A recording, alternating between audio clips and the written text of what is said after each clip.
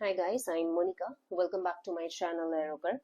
So in our video today, we are going to discuss about lifting flow over a cylinder. In our previous videos, we had a discussion on non-lifting flow over a cylinder and then vortex flow. So this lifting flow over a cylinder is what is going to give me, or I'm going to get lifting flow over a cylinder by the combination of the two types of flows that we had discussed in our previous video. That is, we are going to add the non-lifting flow over a cylinder and a vortex flow, which will result in lifting flow over a cylinder. So how this is going to result about and mathematically how we can have a look at that is what we are going to see in this video. So without any further delay, let's get started. So here in the figure you can see that we have non-lifting flow over a cylinder. On the left you can see, and also a vortex which is of strength gamma. So now if I have to represent or take the mathematical representations for the stream function of non-lifting flow over a circular cylinder which is of radius r, as you can see over here. So you can see this is of radius r. If I have to write the stream function for this, let us write it as psi1 is equal to V infinity r sine theta into 1 minus capital R square, which is the radius, by small r square. Let us say this is our equation 1. Now what would be the stream function of a vortex of strength gamma? It was given by psi is equal to gamma by 2 pi ln r. Let us say this is our equation 2. Now this stream function is determined within an arbitrary constant. So for that vortex I can write it as gamma by 2 pi ln r plus that constant. Let us say this is our equation 3. Now since the value of this constant is arbitrary, as we had said that it is an arbitrary constant, how can I write the constant as? So let us say let constant is equal to minus of uppercase gamma by 2 pi ln r. Let us say this is our equation 4. Now if I combine these two equations, that is equation 3 and equation 4, I get psi 2 as gamma by 2 pi ln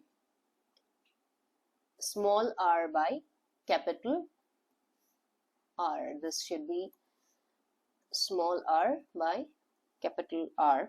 Let us say this is our equation 5. So this is the final stream function for vortex of strength gamma. Now what will be the resulting flow, the resulting stream function of whatever the flow? That will be psi is equal to psi1 plus psi 2. That is the stream function of the non-lifting flow over a cylinder plus the stream function of this vortex flow. So the resulting equation that we get is V infinity r sine theta 1 minus r square by small r square plus uppercase gamma by 2 pi into ln small r by capital R. So this would be our stream function of the resulting flow.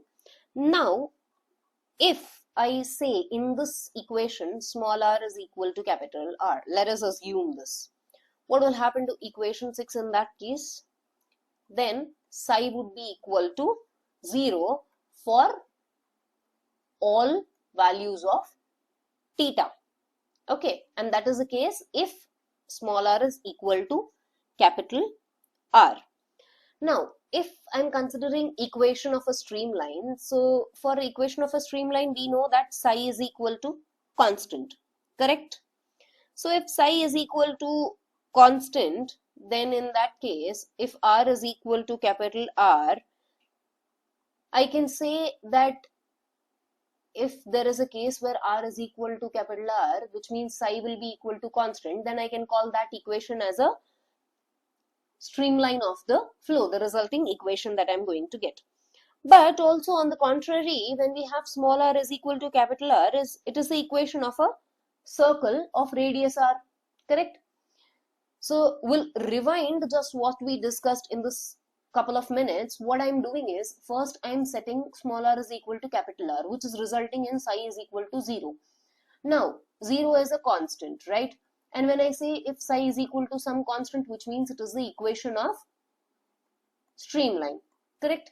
So which means I can say that when I set R is equal to R, which will give me psi is equal to 0, can be the equation of a streamline.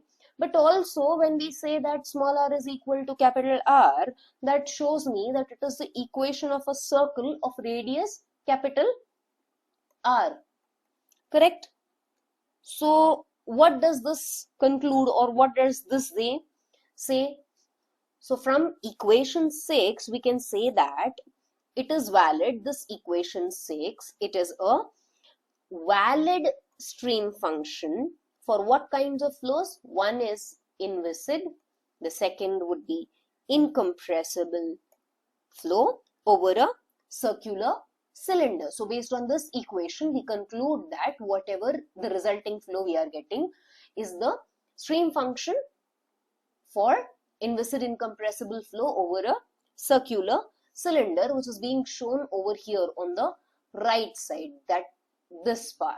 Yes, this is the resulting flow which we are obtaining, and this we are concluding from where? From equation 6. Now, upon observing the figure, there are some points to be noted over here when you look at the figure on the right, which is the resulting flow when we are superimposing a non-lifting flow over a cylinder with the vortex. What is happening? The streamlines that you are seeing are no longer symmetrical about the horizontal axis through point equal to 0, that is over here. The streamlines are no longer symmetrical. So which means if my streamlines are not symmetrical, what will happen to the cylinder, the flow around the cylinder? What kind of flow will the cylinder experience? It will experience a resulting finite normal force. The streamlines are symmetrical about the vertical axis. So you can see in the figure that the streamlines are symmetrical about the vertical axis through 0. So this means that my drag will be equal to 0. Now, because we have a vortex of strength gamma that has been added to the flow, the circulation about the cylinder is now finite, correct? Because we are adding a vortex of strength gamma, which means I'll get a finite circulation. But the drag is equal to 0 because the streamlines are symmetrical about the vertical axis. Now, if I want to obtain the velocities of this flow field, I can obtain it by differentiating this equation 6 over here. There is one more method that we can obtain the velocities. What is that method? We can obtain the velocities by adding velocity of a vortex to the velocity of non-lifting flow over a cylinder. That is, we'll add the velocities of non-lifting flow over a cylinder and the velocities of the vortex. And why are we using this method? Because of the non-linearity of the flow, the velocity components are superimposed. Of the superimposed elementary flow, add directly.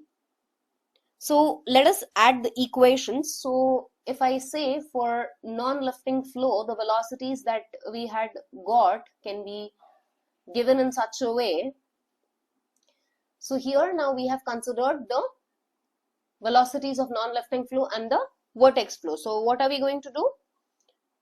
In order to get the velocities for lifting flow over a cylinder, we're going to add them up. So let us see the resulting equations for the lifting flow over a cylinder.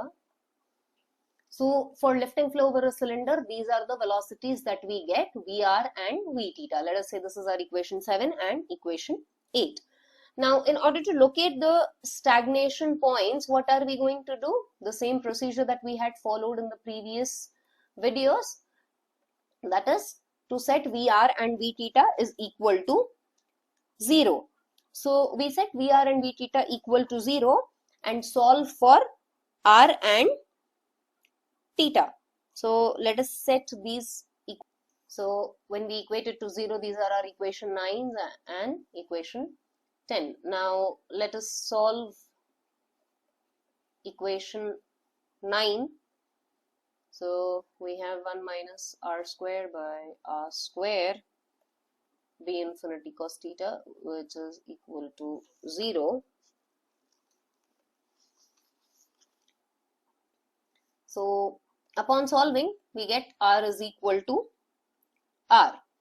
Now what we are going to do is, we are going to substitute this in equation 10. Over here in equation 10, we are going to substitute the value r is equal to r. So upon substitution and mathematical manipulation, we get the value for theta, which is given by observing this equation 11, and also we know one thing, that gamma is a finite value, so which means gamma is a positive number.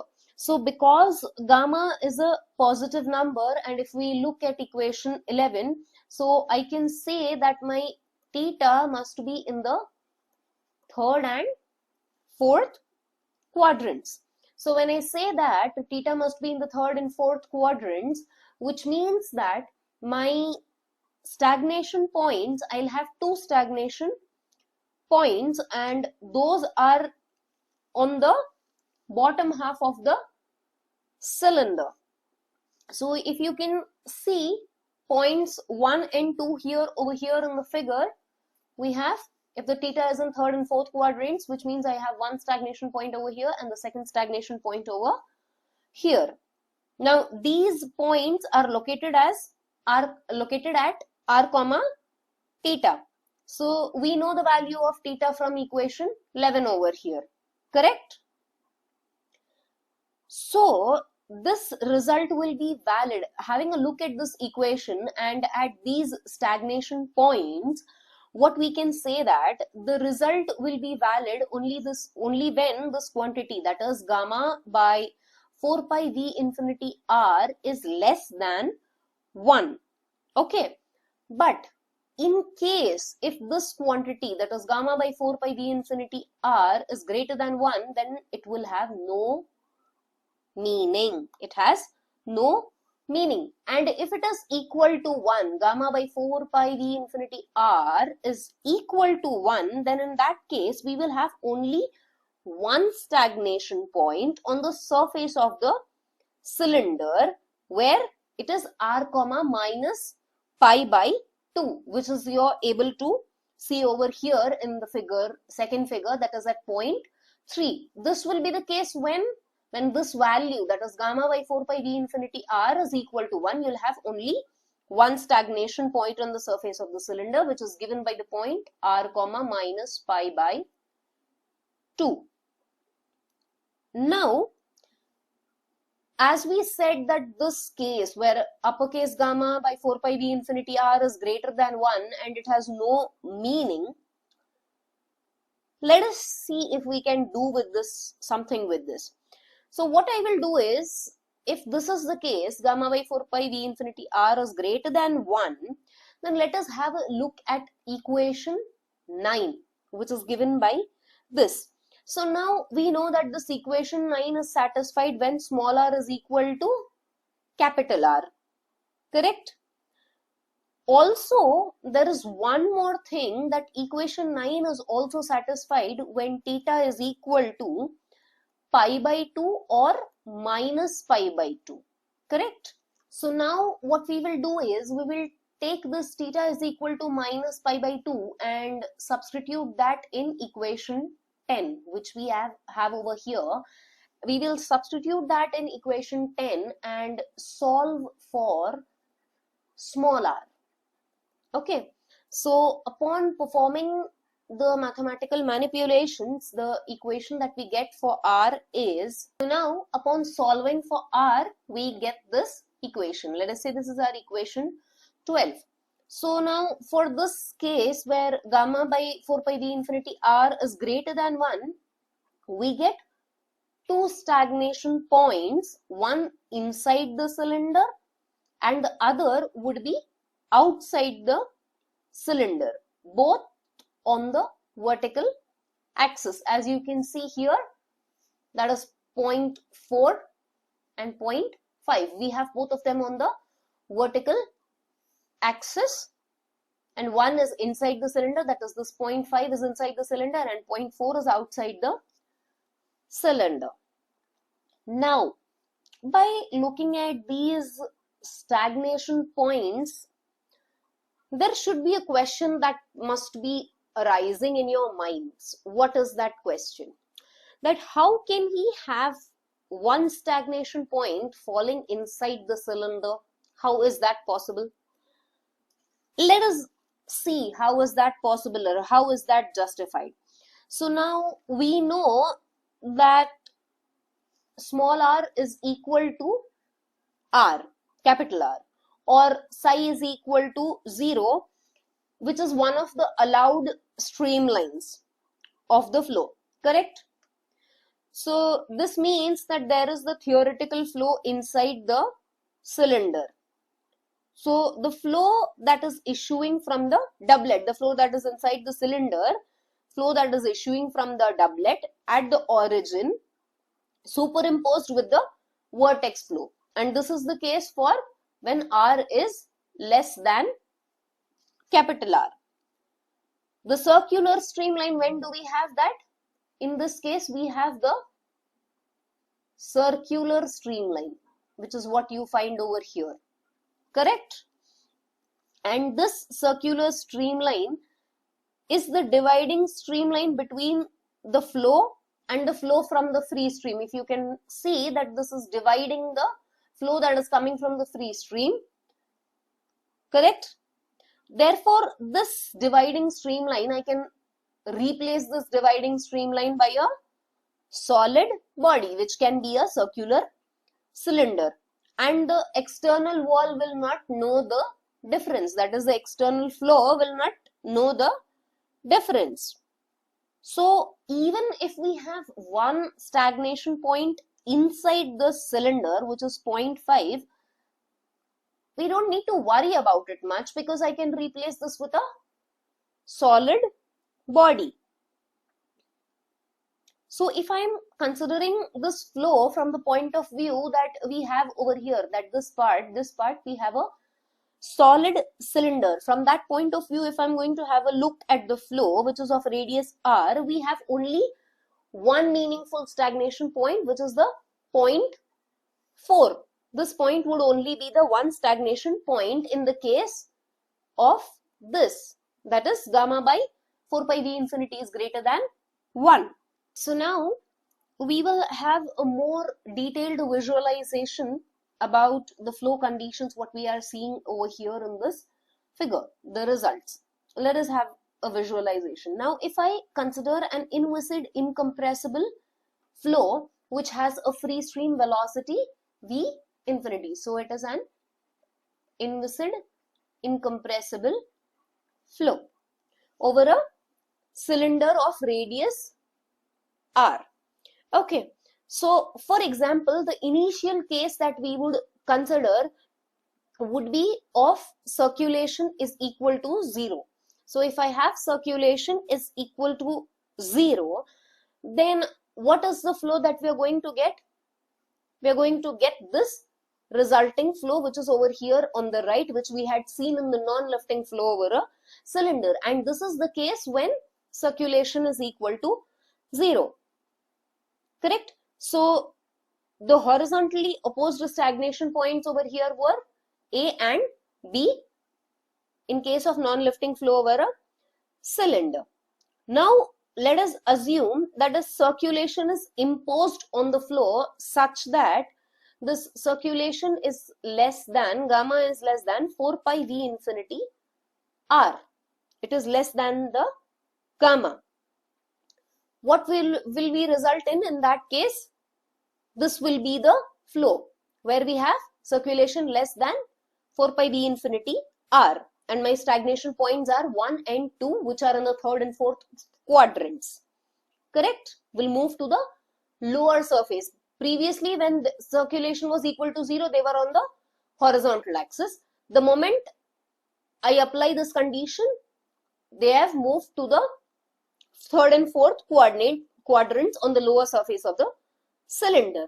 Now, the second case, that is when this is equal to 1 or gamma is equal to 4 pi v infinity r. What happens in that case? In that case, we have one stagnation point on the vertical axis at the bottom of the cylinder. That is this point 3. And now if I further increase this gamma in such a way that gamma is more than this quantity, that is 4 pi v infinity r, I will get a stagnation point, that is point 4, which is again below the cylinder. It will appear directly below the cylinder. So from these observations, what can we see? What is the conclusion that we get? The conclusion that we get is that the gamma is a parameter which can be chosen freely. This parameter can be chosen freely. So what do I mean by the term gamma can be chosen freely? That is, there is no single value of gamma that solves the flow over a circular cylinder. The circulation can be of any value. So therefore, if I consider incompressible flow over a cylinder, there are an infinite number of possible potential flow solutions corresponding to the infinite choices for the value of gamma. And this case, it is not limited only to the flow over cylinders, but rather it is a general statement that holds for incompressible potential flow over all smooth two-dimensional bodies.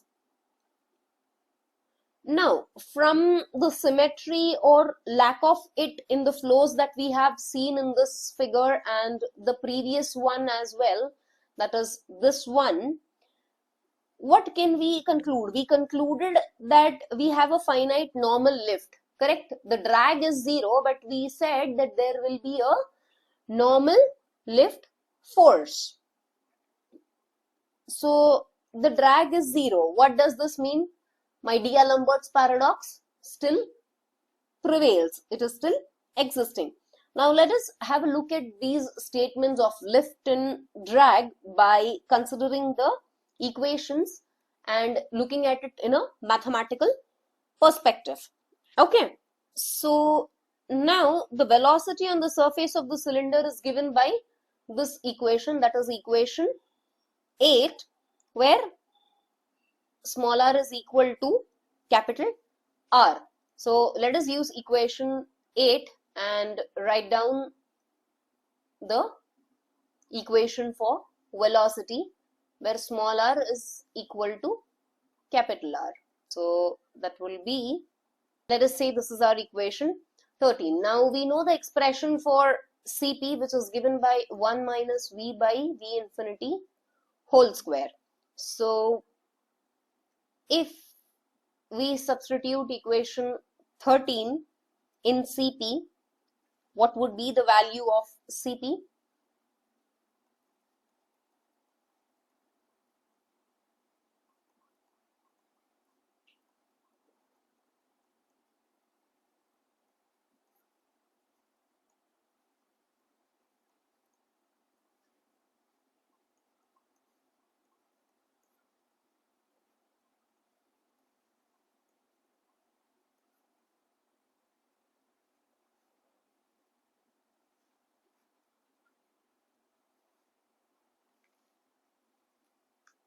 So this is the resulting value of Cp for lifting flow over a cylinder.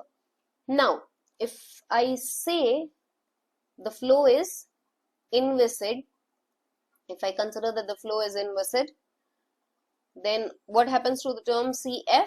CF would be equal to 0.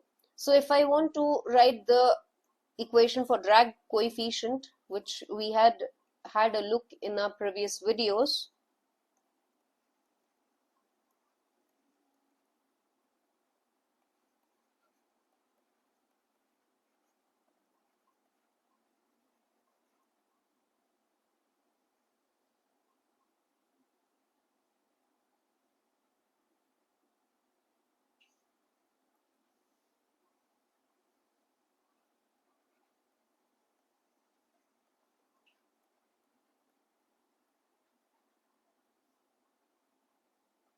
so this is CD.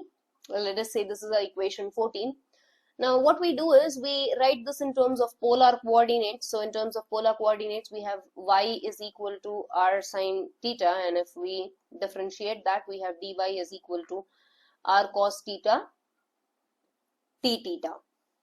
Let us say this is our equation 16. So now what we do is substitute equation 16 in 15 and say that C is equal to R. So upon all the substitutions, we get CD as, so this is the resulting equation of CD we get. Now if you observe the limits over here carefully, in the first we have pi to 0 and pi to 2 pi. So what is it about these integral limits? Let us have a look. So in the first integral, as I said, we have it from the leading edge to the trailing edge, as you can see in the formula. So what is the leading edge? That is the front point of the cylinder moving over the top of the cylinder. So theta is equal to pi at leading edge. And moving over the top of the surface, it decreases to 0 at the trailing edge. Correct? So that is why we have it as pi to 0. And in the second integral, you can see it is from pi to 2 pi. Now, why is the case pi to 2 pi? So if we look that the integration is moving from leading edge to trailing edge while moving over the bottom surface of the cylinder. This is, as you can see, this is the upper surface of the cylinder and this is the lower surface or the bottom surface of the cylinder. So at leading edge and the bottom surface of the cylinder, we have theta is equal to pi, and as we move bottom to the bottom through the surface, we have it increases to 2 pi. So that is why we have 2 pi at the trailing edge. So how can I write equation 17? Because this CPU and CPL, I can round it up to write it as CP. So it can be written as CP cos theta d theta minus 1 by 2 pi to 2 pi CP cos theta d theta. Or I can also write CP as minus 1 by 2 0 to 2 pi CP cos theta d theta. Let us say this is our equation 18. Now what we are going to do is substitute equation 14, that is this, in equation 18. And also the thing to be noted is that 0 to 2 pi cos theta d theta would be equal to 0. Then if I say 0 to 2 pi sine square theta cos theta d theta would also be equal to 0. And then 0 to 2 pi sine theta cos theta d theta would be equal to 0. Let us say this is 19a, 19b and 19c. So this tells me that my CP would be equal to 0.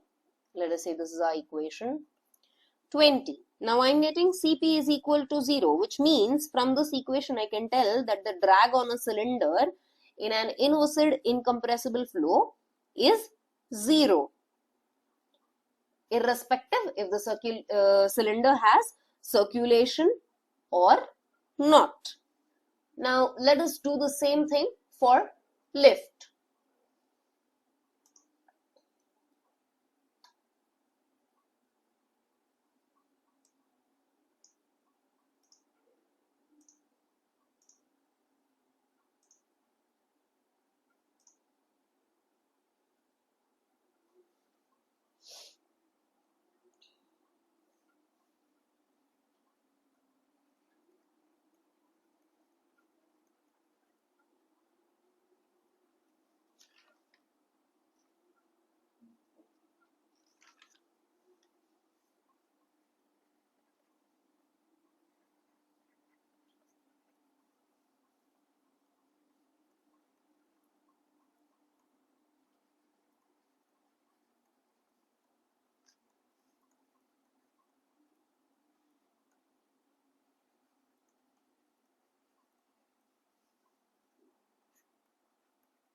For Cf is equal to 0, we have this equation for Cl, and let us convert this into polar coordinates. That is, x is equal to, we have r cos theta, then dx would be minus r sine theta.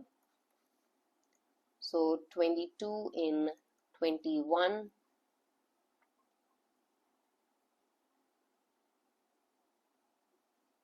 and mathematical manipulation would give me Cl as minus 1 by 2, 0 to 2 pi, Cp sine theta d theta.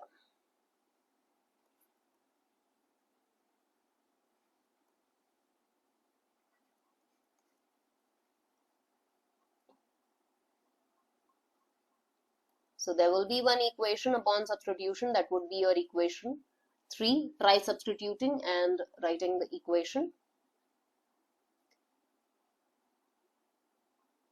Now what are we going to do? Substitute equation 14, which is our Cp, in this equation 24. So upon substitution, what do I note? Substitution and evaluating the integrals, we get Cl is equal to circulation by R V infinity, that is gamma by R V infinity. Let us say this is our equation 26. Now, as per definition of lift, we know that lift per unit span is given by half rho V infinity square SCL, correct? So according to the planform area, let us say it is 2R into 1. So from equation 26 and 27, we can write lift per unit span as rho V infinity gamma. So this is our equation 28. Now this equation 28, what does it state? If you look at this equation 28, you can say that the lift per unit span for a circular cylinder varies with circulation gamma. So that is, the lift is varies, or it depends on the value of gamma. It is directly proportional to circulation. Now this relation, what we have got, that lift per unit span is directly proportional to circulation, was given by a scientist, and there is a theorem. What is the name of that theorem? Let us keep it as a homework or maybe a surprise for our next video, and also we will have a discussion on that theorem in our next video. So thank you for listening. Stay tuned.